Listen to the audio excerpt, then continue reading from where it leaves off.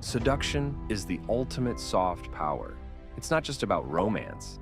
It's about influence, attraction, and getting people to say yes without them even realizing it. Whether you're building relationships, advancing your career, or navigating social dynamics, mastering the art of seduction gives you an edge in every aspect of life. In this video, I'm going to summarize the best book ever written on the subject, The Art of Seduction by Robert Greene. It's one of the most ruthless, Machiavellian books I've read. Greene reveals the psychology of attraction, showing how seducers control outcomes by mastering human flaws and desires. It may shock readers with its amoral tone. Greene portrays the seducer as a predator, with their target as a willing victim. Let's replace victim by target here. The early part of The Art of Seduction sets up the foundation for preparing the reader to explore the strategies of seduction.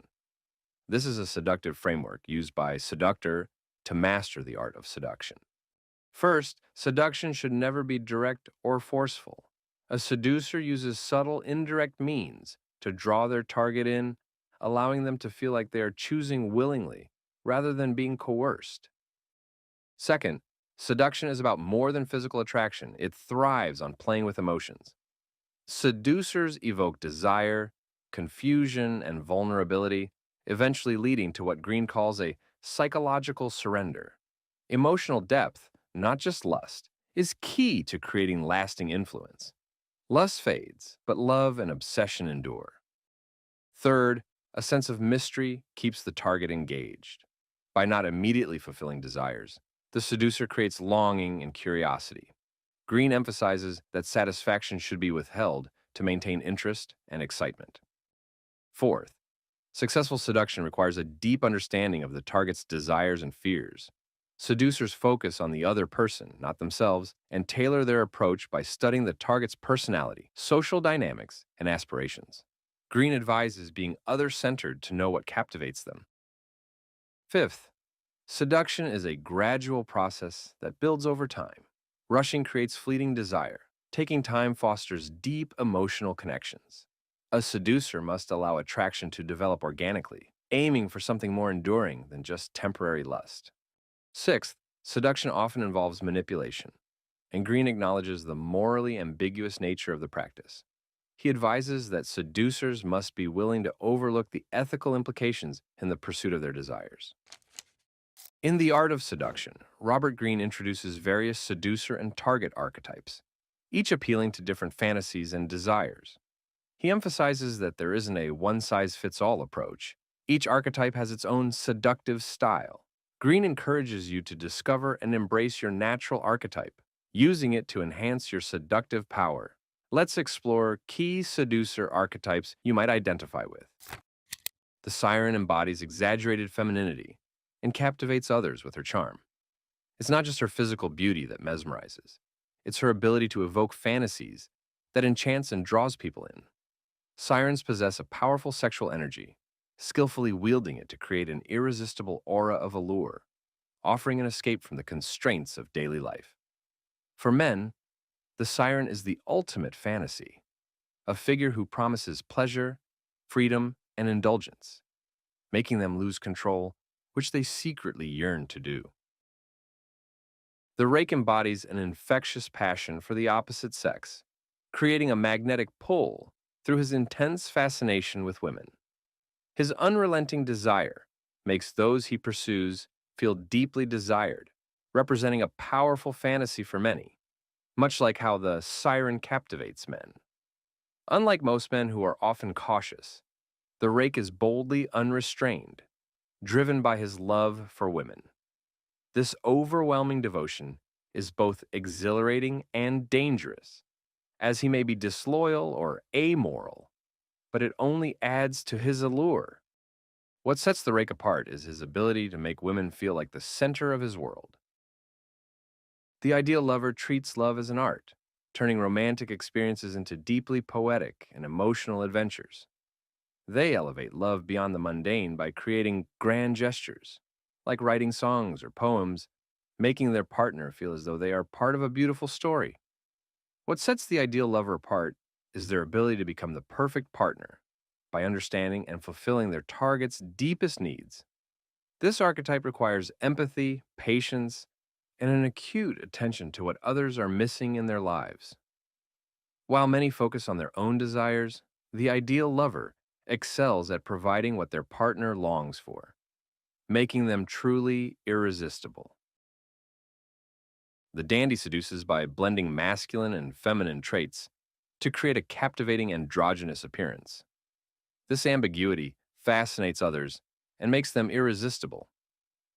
The dandy challenges societal norms, appearing mysterious, elusive, and captivating. They represent a sense of freedom, a quality many secretly crave, because most people feel trapped by the rigid social roles they are expected to play. By harnessing the power of ambiguity and rejecting traditional roles, the dandy creates personas that cannot be easily categorized, enhancing their allure. The natural seduces by embodying childlike qualities, spontaneity, sincerity, and playfulness, which make them irresistibly charming. Their carefree, vulnerable demeanor disarms others, creating an atmosphere of ease and joy. Naturals tap into our subconscious desire to relive the simplicity and spontaneity of childhood. In their presence, we are transported back to that golden age. They make a virtue of their weaknesses, eliciting sympathy and a protective instinct from others, much like how we respond to children. While many of these traits are authentic, some naturals deliberately exaggerate their vulnerability as a conscious, seductive tactic. The coquette seduces by mastering the art of playing hard to get, alternating between giving hope and frustrating their target. This hot and cold dynamic creates obsession, as the coquette keeps their target hooked with the promise of fulfillment that never quite arrives. Delay is the coquette's primary weapon. By keeping their target waiting and uncertain, they build a deeper emotional connection. The target becomes more fixated, driven by the desire for something just out of reach, whether it's love, pleasure, or power. Coquettes exude self-sufficiency, making them appear unattainable, which only enhances their allure. This teasing, aloof behavior taps into our human desire for what we can't have, making the coquette a master of psychological seduction. The charmer seeks to please everyone, shining in social settings by making others feel appreciated and valued. Their seduction lies in providing comfort and adapting to others' emotions, creating a sense of validation and ease. Charmers are masters of manipulation through kindness. They deflect attention from themselves, focusing entirely on their target, making them feel understood and admired. Unlike other archetypes, they avoid conflict and instead use empathy and flattery to build rapport. By boosting their target's vanity and self-esteem, they quietly gain influence and control. The charismatic radiates confidence and embodies a larger-than-life vision or cause, drawing people in with their unwavering conviction. Charisma comes from a unique blend of self-confidence, purpose, and energy, creating a presence that makes others feel drawn to them, sensing something extraordinary. Charismatics use subtle techniques such as piercing gazes, calm speech, and an aura of mystery to seduce on a grand scale. They can be both intimate and distant, creating an enigmatic allure that pulls people in. The star captivates through mystery and distance, drawing people in with an untouchable, ethereal aura. They stand out with a unique style that commands attention, but their power lies in their elusiveness, allowing others to project fantasies onto them. Stars thrive on the desire for escape from everyday life, feeding people's need for something otherworldly. Their dreamlike quality influences us unconsciously, making them objects of fascination and imitation. However, their challenge is to maintain this allure, as too much exposure risks breaking the spell. To seduce like a star, cultivate an intriguing presence, visible enough to inspire, yet distant enough to remain mysterious. After outlining the traits of the ideal seducer, Robert Greene shifts focus to the opposite, the anti-seducer. The anti-seducer is the opposite of a successful seducer, someone whose behaviors actively repel rather than attract. Robert Greene identifies key characteristics that destroy seduction, helping readers avoid common mistakes that can kill any seductive potential. These anti-seductive traits can creep in unnoticed, undermining your appeal even if you possess otherwise charming qualities. Here are the main types of anti-seducers to avoid becoming. The brute is impatient, pushy, and often aggressive. They assume you're interested and rush the process, offending your ego by not allowing space for mystery or subtlety. They lack the grace to wait and see, leading to frustration. A good way to recognize a brute? Keep them waiting and observe their reaction. Patience is crucial to seduction. Forcing your target will only push them away. Vanity is another trait that kills seduction. The vain person constantly talks about themselves, always seeking admiration rather than offering it. True seducers are focused on the desires of others, but vanity shifts the attention inwards, making the target feel unimportant. Humility and genuine interest in others are essential qualities to cultivate. A miser isn't just stingy with money, but also with emotions, energy, and attention.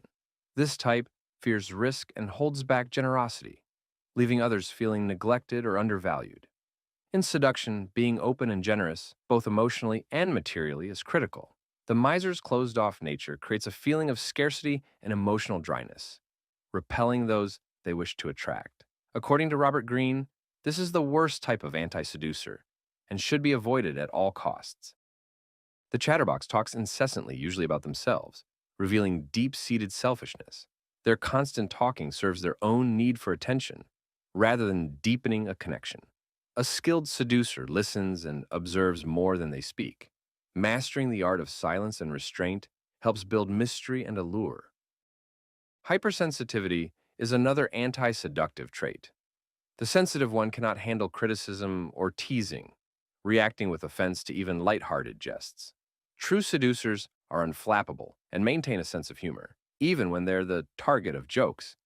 Overreacting to small slights shows insecurity and weakens your seductive power. A boor is someone who lacks refinement, whether in their physical appearance or manners. They often dress sloppily, speak loudly, or fail to show attention to detail in their interactions. In seduction, even small details matter. Lack of care in how you present yourself erodes attraction over time. The boor's crudeness or loudness makes them stand out for the wrong reasons, often alienating potential partners. This type becomes clingy and needy, overwhelming their target with constant attention or demands. The suffocator stifles freedom and creates a sense of emotional suffocation, which leads to the target withdrawing to regain space and autonomy. Balance and space are vital in seduction. People need room to desire you. Judgmental and preachy, the moralizer makes others feel restricted and trapped by imposing their beliefs or values. Seduction thrives on freedom and acceptance, but the moralizer kills attraction by trying to fix or judge the behavior of their target. A true seducer embraces differences and avoids coming across as superior. The windbag talks excessively, especially about themselves, showing little interest in the other person. This kills mystery and bores the target. A seductive conversation is about balance, sharing just enough about yourself while keeping the other person intrigued, but not revealing everything. Lacking refinement or subtlety, the vulgarian comes off as crude, tacky, or lacking in class. This puts off their target, who craves grace and sophistication. Seduction often involves elevating the experience, and the vulgarian destroys this sense of specialness by failing to meet basic social or aesthetic standards. Now that we've explored the mind of the seducer, it's time to take a closer look at the other side of the equation, the target. In seduction, understanding your target is everything. Before you can successfully captivate someone, you need to know what drives them, what they crave, and most importantly, what they lack. Robert Greene breaks this down into two key areas: personality types and victim archetypes. Successful seduction hinges on recognizing the desires and fantasies of the person you're pursuing. Greene identifies different personality types, each with specific emotional needs. By tailoring your approach to fit these needs, you can create a magnetic pull toward you. Let's look at the key personality types Greene outlines. Nostalgics are driven by a deep longing for the past. They're glory days. They find comfort in familiarity and are drawn to anything that reminds them of what they've lost or miss. To seduce a nostalgic, offer them a taste of that lost world. Become the person who can restore what they feel has slipped away. Escapists feel trapped by society, by their own choices, or by life's limitations. They yearn for freedom and adventure, something to take them away from their daily grind. If you can present yourself as the doorway to excitement and liberation, they'll be irresistibly drawn to you. Self-indulgence are unapologetically themselves. They revel in their quirks, flaws, and eccentricities, and want others to do the same. They crave validation and a seducer who indulges their self-love, who makes them feel seen and adored for who they truly are, will hold significant power over them. Seekers are on a quest for a specific fantasy or ideal.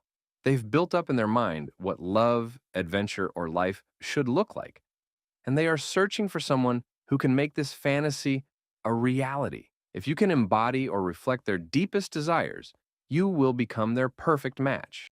Understanding these core personality types enables you to tailor your seduction strategy to resonate with their deepest emotional needs.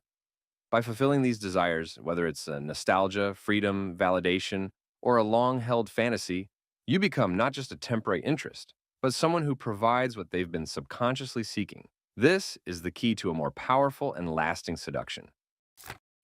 Beyond personality types, Greene introduces the idea of victim archetypes, people who are particularly vulnerable to seduction due to certain traits or life situations. These archetypes give you a blueprint for how to approach your target by exploiting their unique vulnerabilities. Each victim archetype has a distinct weakness, a point of entry that, when identified, can be used to draw them closer. Greene's theory is that seduction succeeds when the seducer understands and exploits the specific vulnerability of the right target. Once skilled seducers themselves, they now long for the excitement of their past conquests, reignite their former passions by making them feel as if they're still as captivating as ever. Disappointed by the harsh realities of life, these people once believed in adventure and romance. They now seek an escape, offer them a taste of the fantasy they once dreamed of. Raised with every desire catered to, they demand constant excitement and novelty, keep them entertained and distracted to seduce them. Obsessed with appearances and social norms, the prude fears scandal. To seduce them, offer the thrill of transgression and the allure of forbidden pleasure. Once adored by many, their fame has faded. Seduce them by restoring their self-worth, making them feel like they're still in the spotlight. Innocent and inexperienced, they are drawn to those who can introduce them to new experiences, become their guide into the unknown. Always seeking a challenge, they thrive on the thrill of the chase. To seduce them, resist and create a sense of competition. Fascinated by the foreign and unfamiliar, they are drawn to uniqueness. Present yourself as mysterious and different to pique their curiosity. They crave emotional intensity and conflict.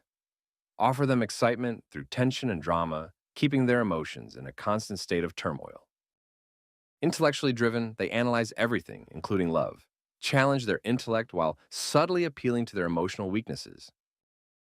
Their beauty once gave them power, but they fear losing it as they age. To seduce them, appreciate their mind and talents, but don't neglect their appearance. Refusing to grow up, they avoid responsibility and seek constant fun. To seduce them, play the caring, responsible adult without judging or criticizing. Attracted to those who appear vulnerable, they take pride in saving others.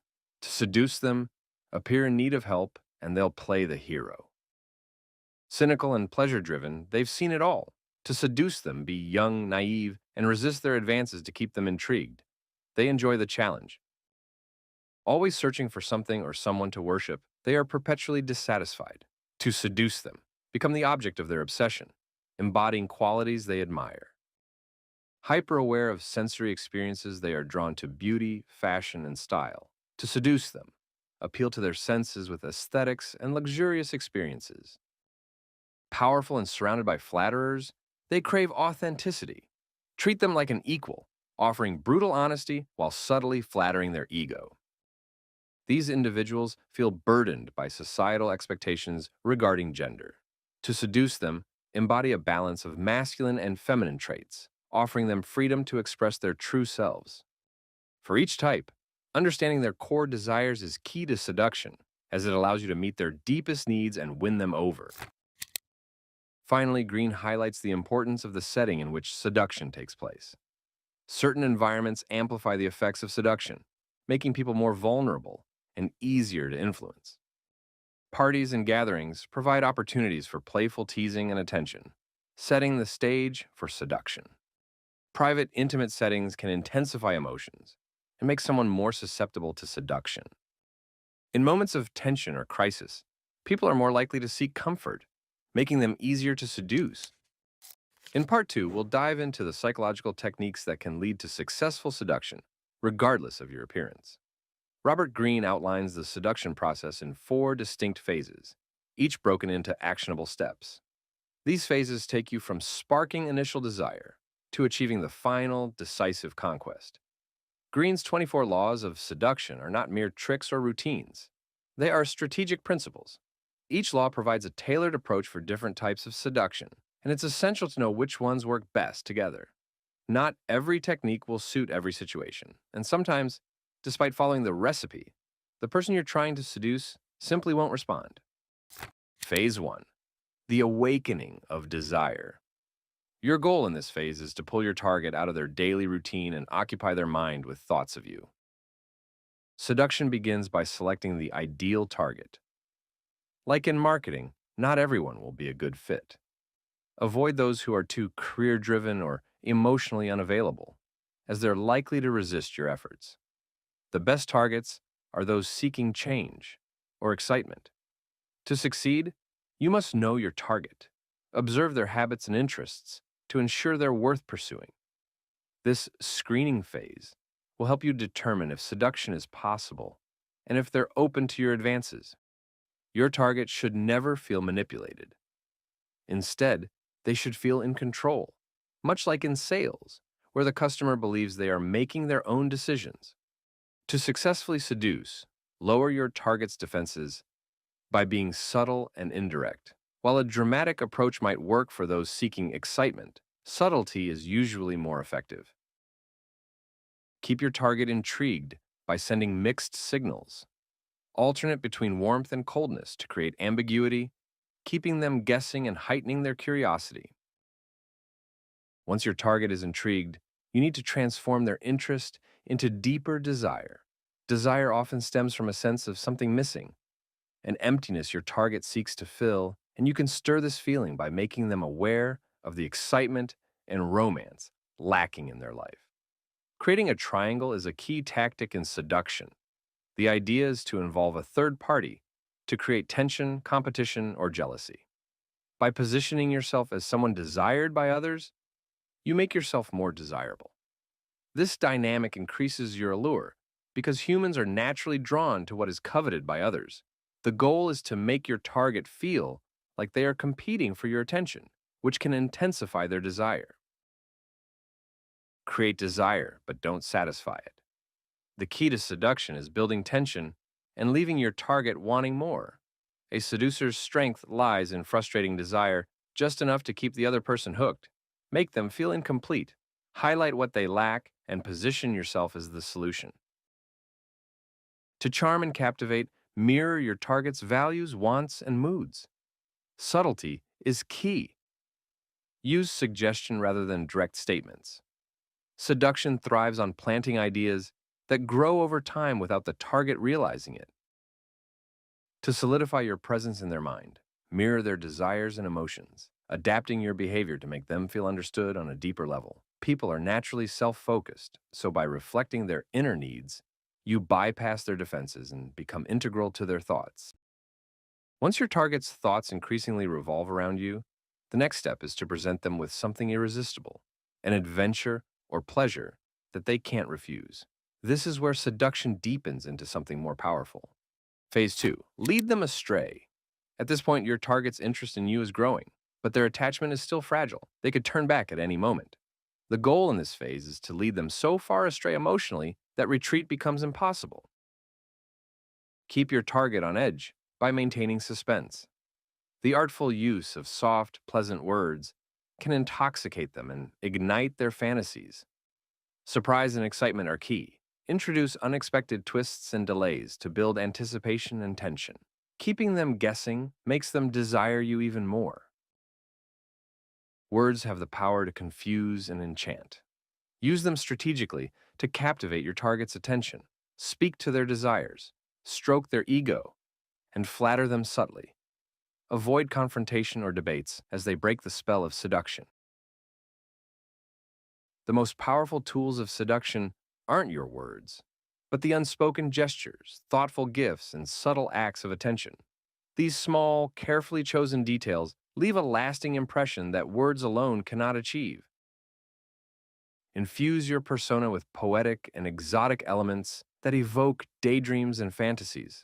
This ethereal aura sets you apart and makes you irresistible. After all, mediocrity fails to captivate. It's the allure of the extraordinary that draws people in.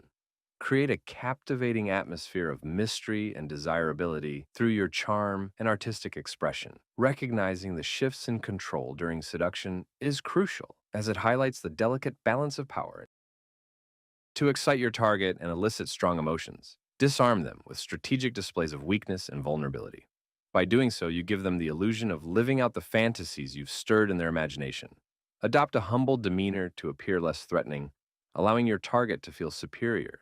When they perceive themselves as having control over you, their guard drops. Use your vulnerabilities to your advantage, projecting sincerity and harmlessness. Cultivate an atmosphere where fantasy and reality blur, keeping your target captivated.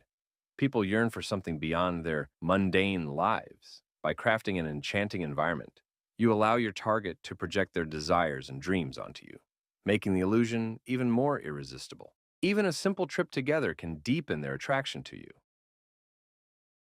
To ensure there's no turning back, isolate your target from their familiar environment. By removing their emotional support structures, you increase their vulnerability to your influence. However, proceed with caution. If you act too swiftly, it may trigger panic and cause them to retreat. Phase 3. The trap is set. In this phase, your goal is to deepen the emotional impact you have on your target. By intensifying their feelings of love and attachment, you can manipulate their emotions, alternating between hope and despair, until they become increasingly vulnerable. To create a powerful jolt of emotion, demonstrate your sincerity through actions that resonate deeply with your target's repressed desires and childhood wounds.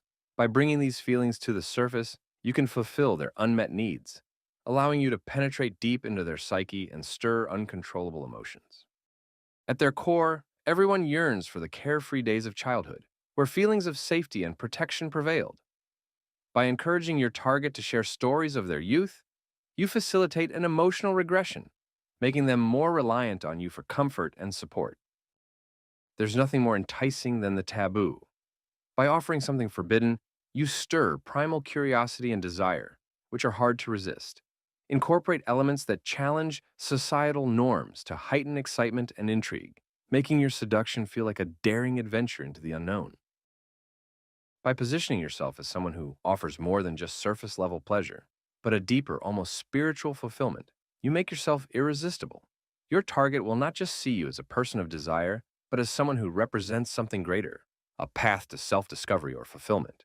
By subtly stirring feelings of hurt, fear, and anxiety, you pave the way for a transformative emotional experience, drawing them even closer to you.